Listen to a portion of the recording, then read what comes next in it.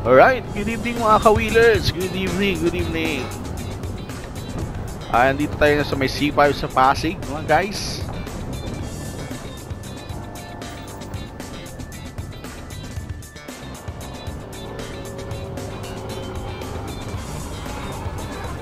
Alright, ito na nga, on the way kami ngayon ng Baguio City para magbakasyon.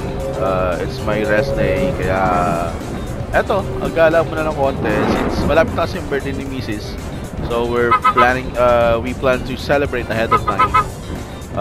Banding na kami sa Baguio kahit 2 days lang. Alright, so shoutout pala sa mga subscribers natin. Alright, shoutout. So, it's been a year now na hindi tayo nakapag-upload. Sobrang busy. Dami ginagawa. Alright, so papansin nyo, dito na kami ngayon sa may C5 going to dito kami sa taas ng Commonwealth Avenue going kami to Muñoz. So umiwas kami sa EDSA guys kasi medyo matraffic ang EDSA ng ganitong oras. Alright, so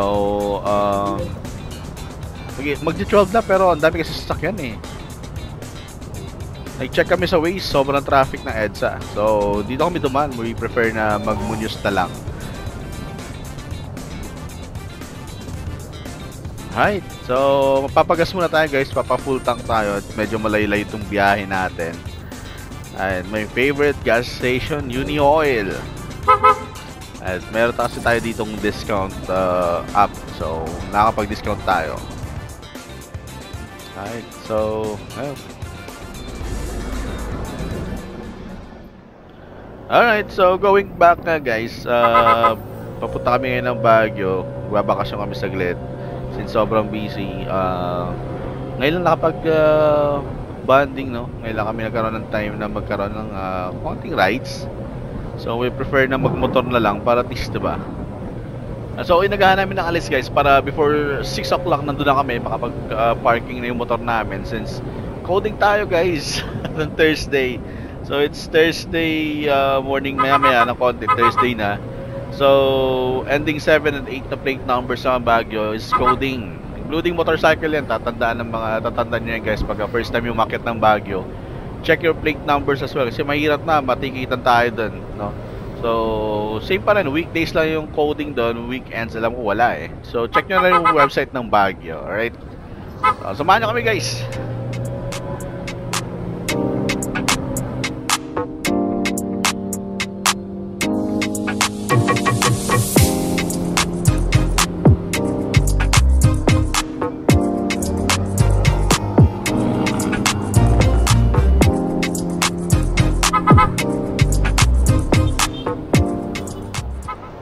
Alright, so dito na sa Valenzuela ngayon. So nakikita ko malayo pa lang meron checkpoint. So tatabi muna tayo for checkpoint. Kompleto naman tayo guys. Updated yung ORCR natin, pati yung lisensya natin. So nothing to worry. Kasi kompleto tayo.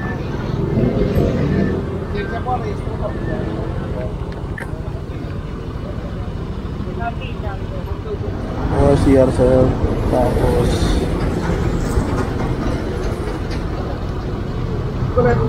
Nakikit na. Nakainom? Nakainom sir? May nakainom? Oo, yun. Hirap yan.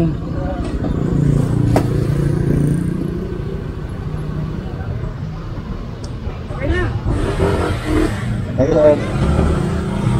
Alright guys, so going back, no?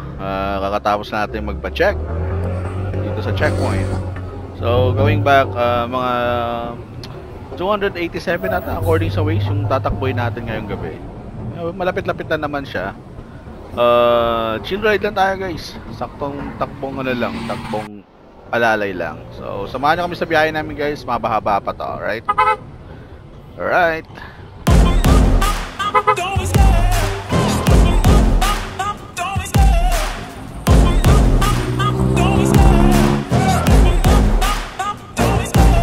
Love the chase and the hunt, and I set the pace when I'm running. I always take what I want and I always give it 100. Don't need a bank, no I'm funded. Play the game like it's nothing. I'm always thankful for something. Don't take for granted, stay humble. Now wake up, it's time to look. Alright guys, nasa Bulacan na tayo. So,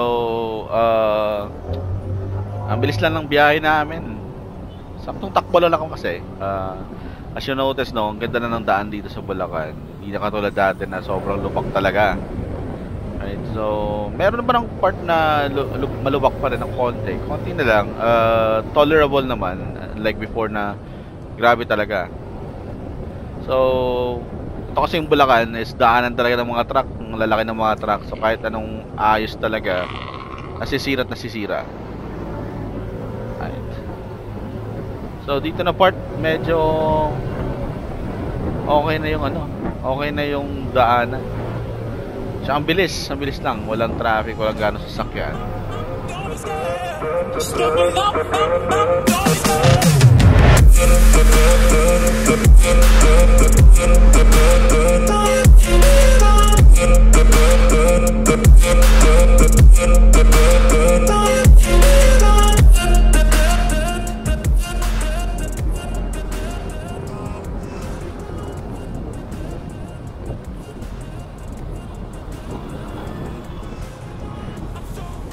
At so dito tayo guys, no. Pag papunta kayo ng Baguio, dito liligo kayo dito. Huwag kayo didiretso doon kasi papunta ng Nueva Ecija 'yon. So dito kayo bababa kayo dito going to Malolos. Okay. So meron pa ikot dito. Check your ways na rin. Pagka ano, para hindi kayo maligaw kasi baka mamaya mapunta kayo ng Nueva Ecija. Pero meron naman pa daan doon from Nueva Ecija. May daan naman doon papunta ng Pangasinan. So kaso nga lang medyo mapapalayo eh. If I'm not mistaken, medyo malaki yung difference ng biyahe, no. Sa akin naman sa mata yung ilaw na to, ayaw magbaba.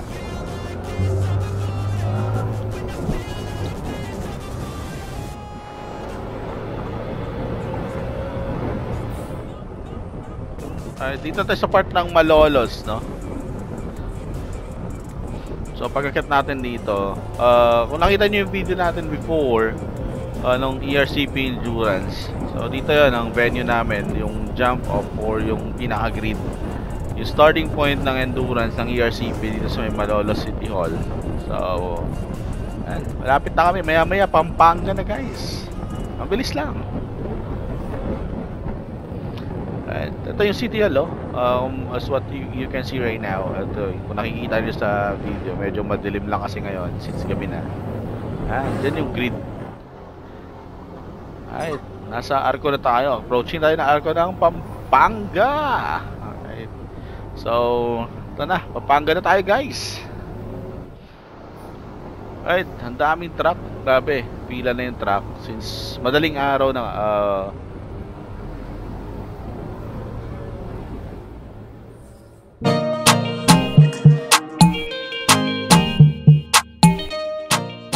so mamaya liligo tayo ng gasoline station doon sa may San Simon, going to doon sa may Mabalacat Road, Magalang.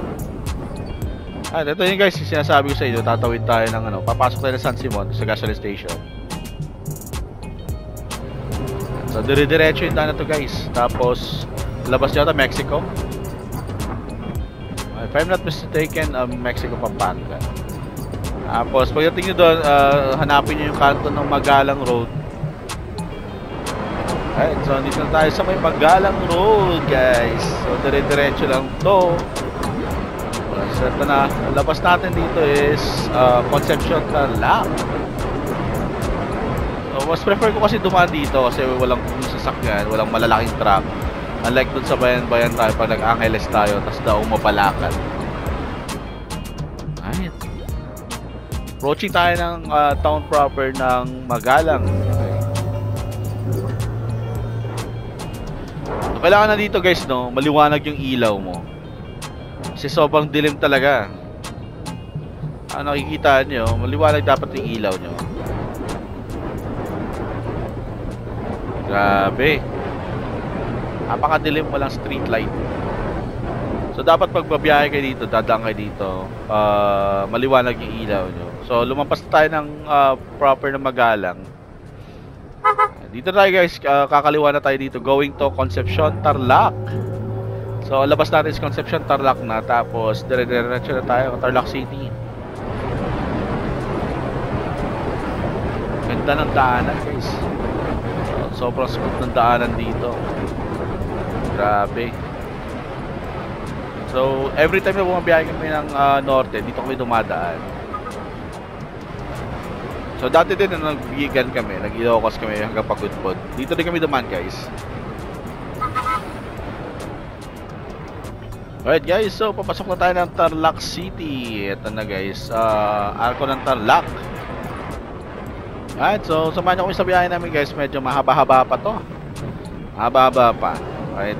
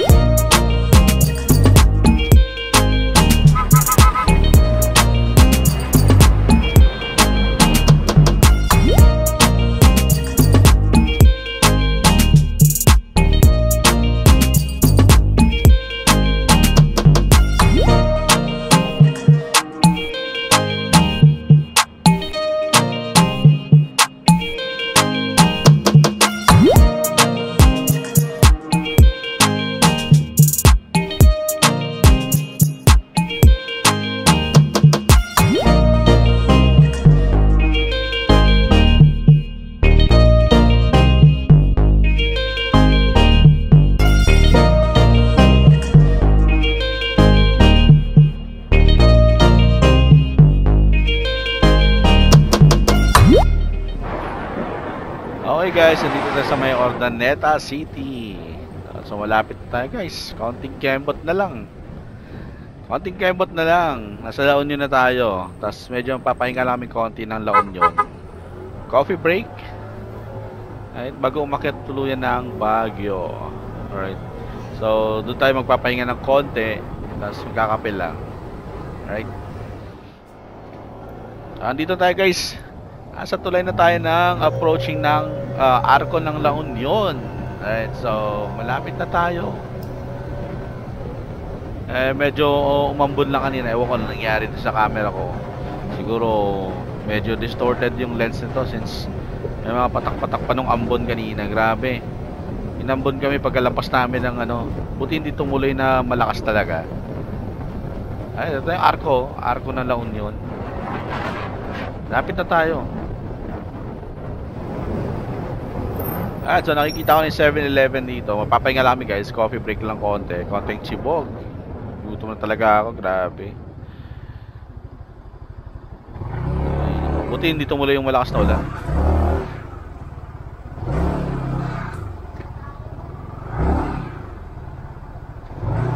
Alright.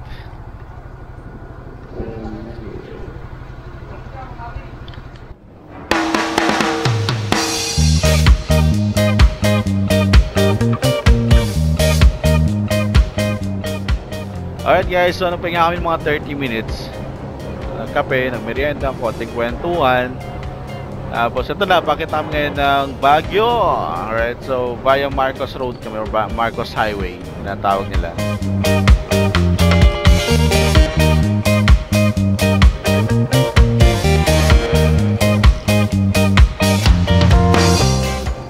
Dito kami dumaan guys kasi medyo feeling ko safe talaga dito compared sa Quezon Road since medyo madilim pa eh. So mas prefer ko dumaan dito. Pagpababa siguro tayo na pag-uwi na, doon na tayo dadaan sa Quezon Road, right? So, grabe yung daan, no?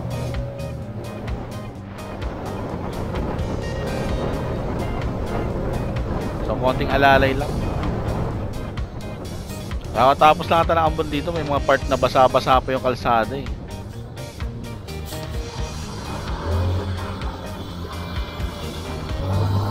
Bubuntog lang tayo dito sa bus.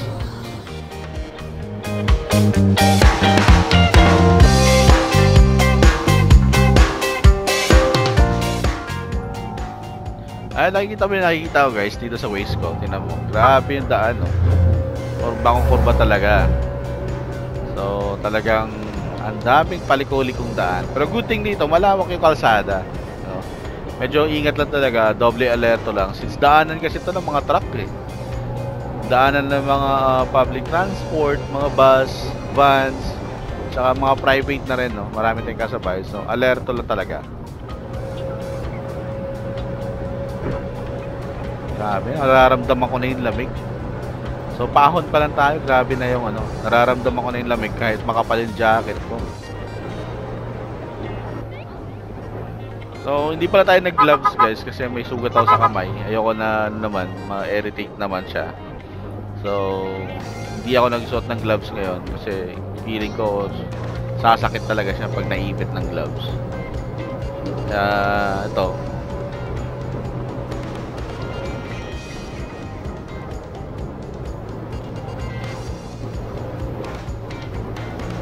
Grabe yung akyatin. So, napapansin nyo guys, yan, no? Ano yan? Zigzag na paahon na ewan ko.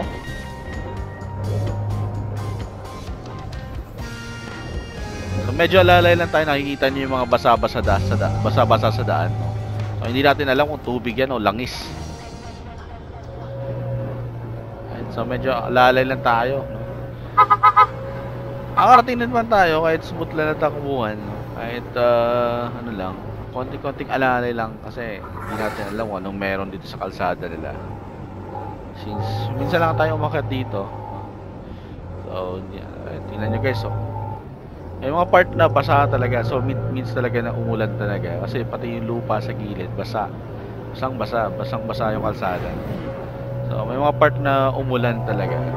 So, ayun, oh, mapapansin nyo yung kalsada basa. So konting kembot na lang, malapit na rin kami. Ay grabe yung akyatan. So talagang sasawa ka sa akyatan dito guys. So better to check your motorcycles, no, bago umakyat dito. Yung mga panggilid nyo kung naka-automatic kayo na ano.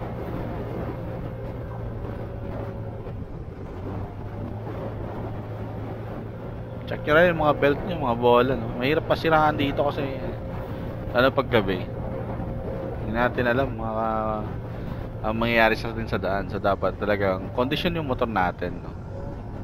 So, samahan nyo kami guys, malapit na to.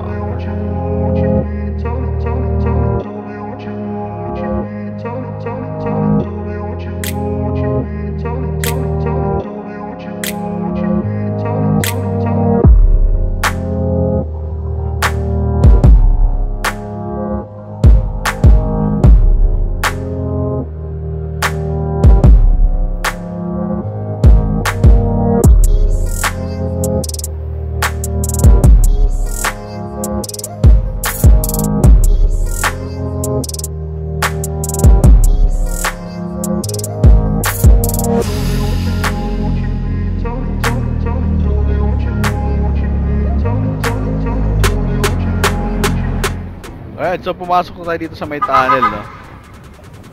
Pumasok na tayo ng tunnel. Ganda ng tunnel dito, haba.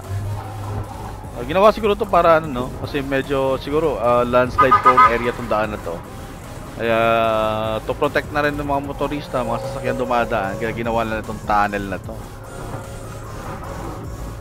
Makikita nyo guys, paliwanag na. Ako malapit na to. Nakikita ko na yung flyover, no?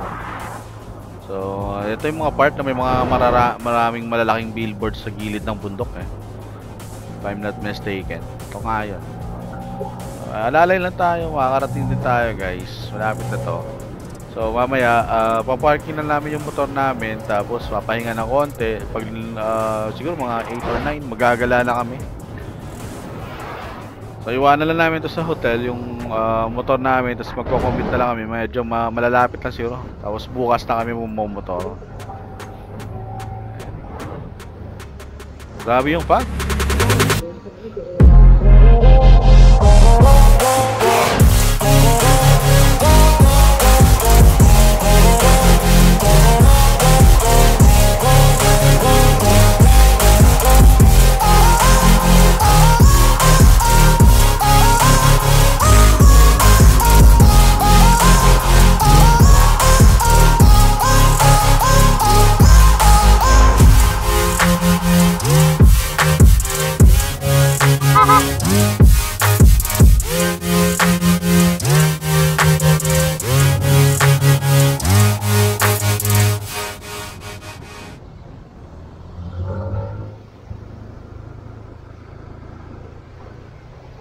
At so pumasok kami dito sa baba na kami kasi iikot kami dito sa roundabout papuntang Kisad Peak or Kisad papuntang Kisad nga, and then diretso na kami ng Abanao extension.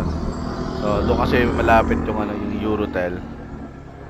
Nakikita niyo guys, dito daw yung ano yung hulihan ng coding. So may mga boundaries naman kasi. Pwede naman kayo magmotor basta outside ano lang, boundaries ng coding area nila. Pero ako kasi hindi ko kabisado yung ano yung mga boundaries dito, yung mga daanan dito, baka mamaya mapasok ko sa sa coding zone na tinatawag nila. Mahirap na. Ang layo pag tumubos tayo ng lisensya natin. Ay, ang dami nagja-jogging, yung mga nagja-jogging, nakikita nyo guys. Sa gilid dito, sa right side namin, alam mo, part na to ng Burnham Park eh. So medyo mabasa-basa yung daan, siguro umambon. Ang ganda ng daanan dito. Walang traffic pagkagantong umaga pa, pero maya-maya to, tingnan nyo. Masikip na to. Malapit na kami. So, konting kembot na lang. So, papahinga lang kami ng konti. Right.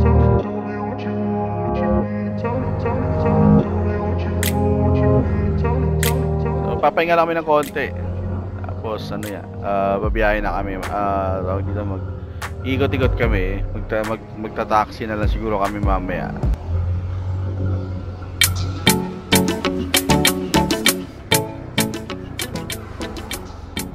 Ayan, so tala ko na yung Eurotel dito.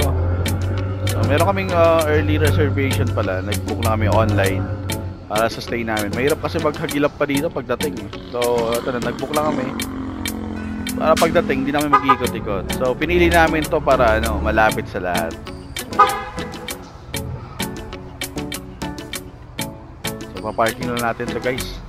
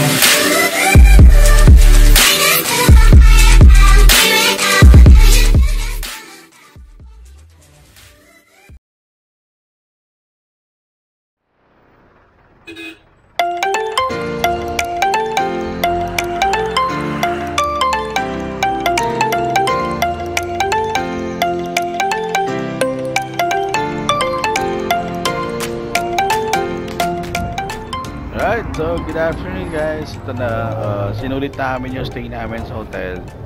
Nag-check out kami ng nagpahinga kami ng mahaba para check out namin ng 12 after lunch. Gagala-gala na kami, tapos siguro mga 6 or 7 mamaya bababa na kami ng Baguio, pauwi na rin. At papunta kami ng Camp Janhay guys. So kahapon naggalagala kami, pero ano lang, commute lang, konting lakad-lakad. Marami kami pinuntahan kahapon, kaso wala nag-lowbat yung yung action cam ko. So ito,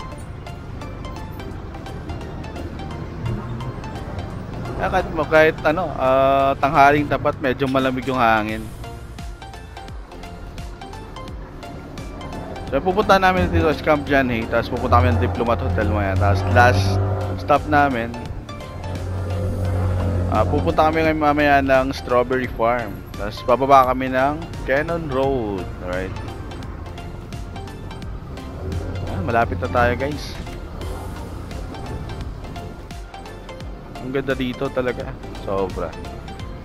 Ang gusto ko dito, ang daming puno, nakaka-relax sa mata eh. Iba kasi yung ano eh, yung relaxation ng ano, nakikita mo yung nature, diba? Ang daming puno. So, ang sarap mag-rides pagka ganito, yung mga nasa paligid mo, ang gaganda ng view.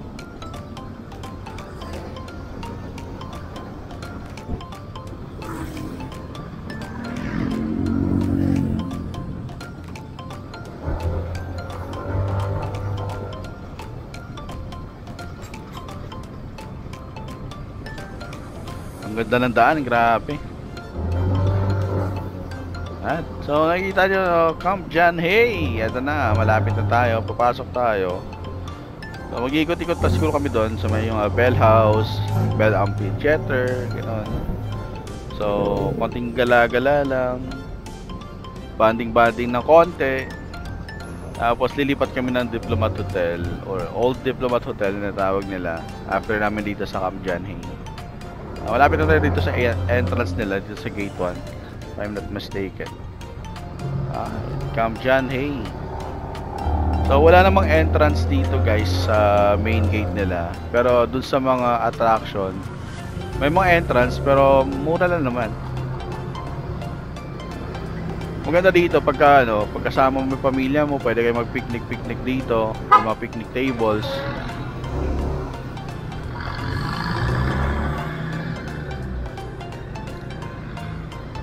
Daming mga BPO company din pala dito.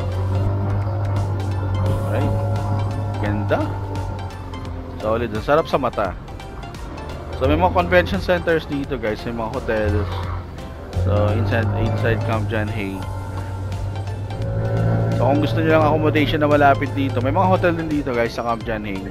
Kung gusto niyo dito lang, kung hindi niyo trip doon sa my city proper, pwede na kayo dito. So check nyo rin yung mga hotels nearby Camp John Hay. Right. Ang ganda talaga, sobra. Nakaka-relax yung mag-ride kasi kapag ganito yung ano, nasa paligid mo. Nakikita mo yung lalaki ng mga puno, malalaki ng mga pine tree.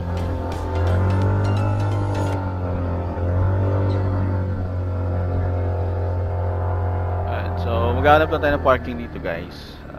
Gagala ng konting kwentuhan. May parking slot na dito. So, attraction lang kasi dito guys, yung Bell House, Bell Amphitheater, yung may mga konting trail dito, tapos Secret Garden, ganun.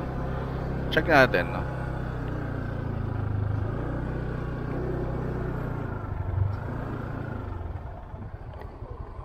Parking kaya dito.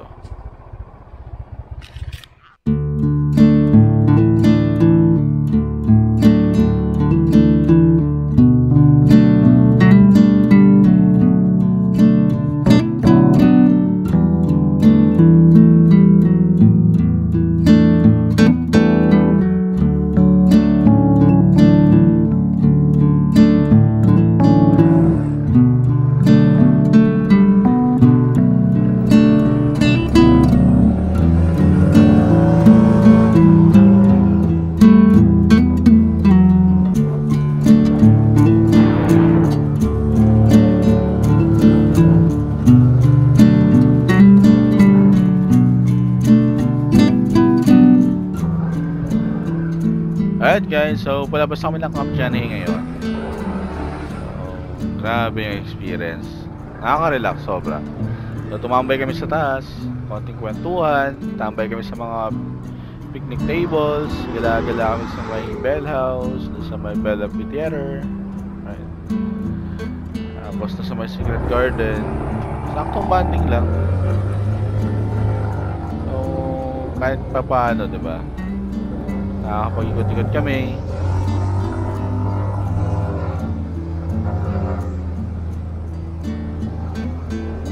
Mapapansin ko no, daming ano.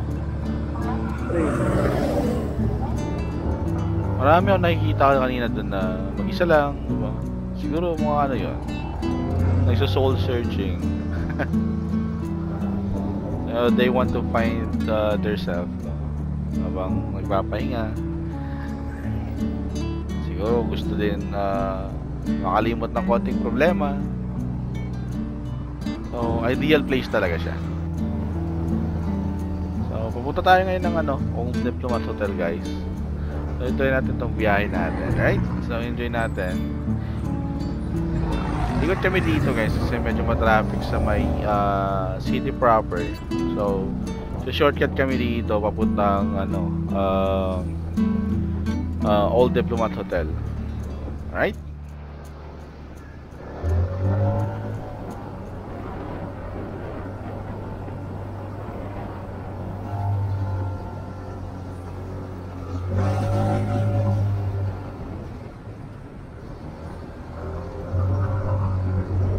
Alright, so malapit na tayo, guys, sa Old Diplomat Hotel, no? Yung pinunta ko lang naman dito yung view, yung experience naman. Ang ganda kasi ng daan dito paakyat. Medyo elevated na kasi itong lugar na to. Ito yung entrance banda, yan. So, nakita ko sa vlog ni Sakaru, no? So, ni Sak, natulog sila dito, nag-overnight sila dito. Sabi nila medyo creepy daw, pero ayan natin. Ito na, approaching na tayo, guys. Tanaw ko na yung Old Diplomat Hotel. Nakailang punta na rin naman ako dito. Medyo marami ng tao. Dati kasi bawal mag-parking dito sa loob. Dati nasa labas lang, nasa baba lang. So ngayon pala allowed na mag-parking.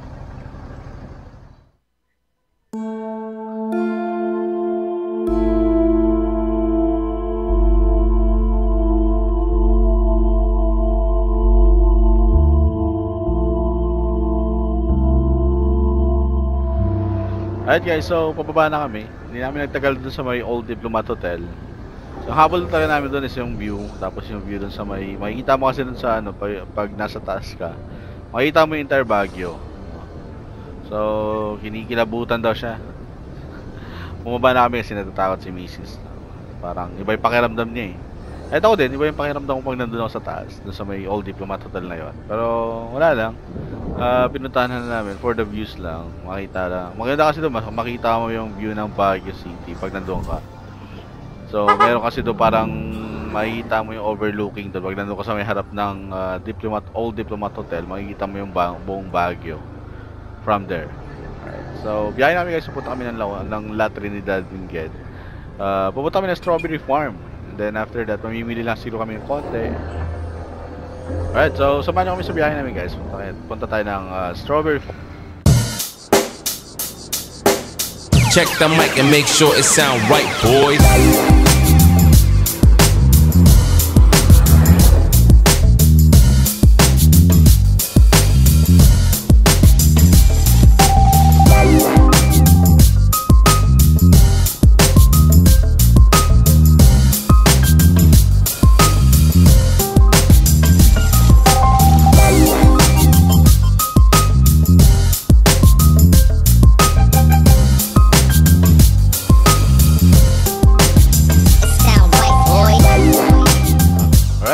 Wheelers na dito sa may Strawberry Farm, sa may La Trinidad Benguet. So magpa-park lang kami, guys. May parking fee lang dito for motorcycle para sa piso ata. Tapos yun, magagala-gala kami sa loob, bibili pa sa lubong. Tapos uwi na kami mamaya after namin dito.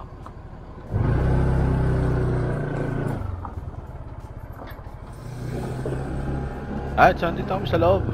Bali titingin lang kami dito. Mimili pa sa lubong, konting food trip.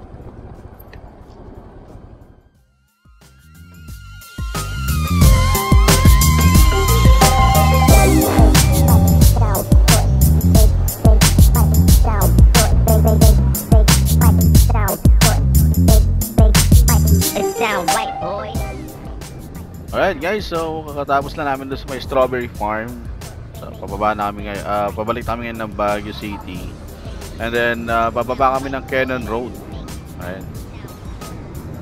So dadaanan natin mamaya yung Lion's Head. Alright.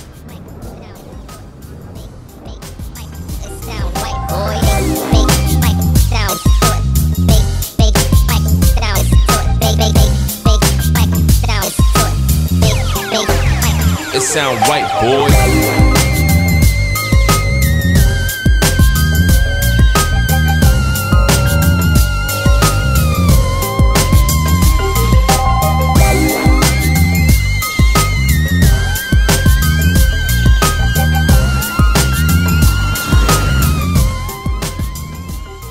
Alright mga ka-wheelers, no, dito tayo sa may Lion's Head.